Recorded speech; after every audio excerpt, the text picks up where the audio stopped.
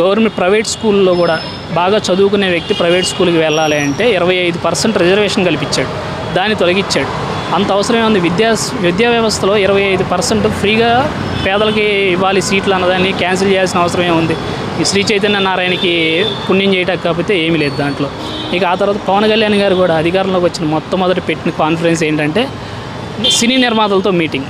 ఇప్పుడు అది అంత దీనమైన స్థితిలో ఏమీ లేదు కదా, సినీ ఇండస్ట్రీ బాగానే ఉంది. దాంతో రివ్యూ మీటింగ్లు అని చెప్పి కాలం గడపడం తప్పితే ఏమీ కనపడట్లేదు అక్కడ. ఇక ఇప్పుడు మనకి విజయవాడలో ఫ్లడ్స్ వచ్చినాయి.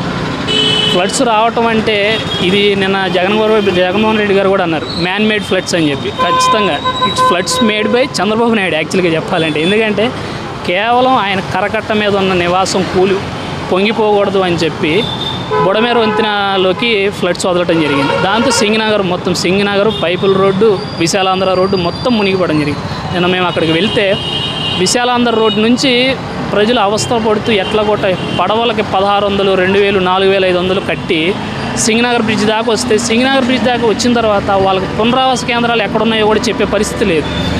అదేమంటే చంద్రబాబు నాయుడు గారు ఆయన ఇల్లు కూలిపోతుందని అర్ధరాత్రి వచ్చి ఎన్టీఆర్ జిల్లా కలెక్టరేట్లో కూర్చొని నేను క్షేత్రస్థాయిలో పరిశీలిస్తున్నానని చెప్పి అబద్ధాలు చెప్పడం జరిగింది. అందరికీ తెలిసిన విషయం. ఆయన ఇల్లు కూలిపోతుందని చెప్పి ఆల్టర్నేట్గా ఒక ఇల్లు ఎత్తుక్కున్నాడు ఆయన.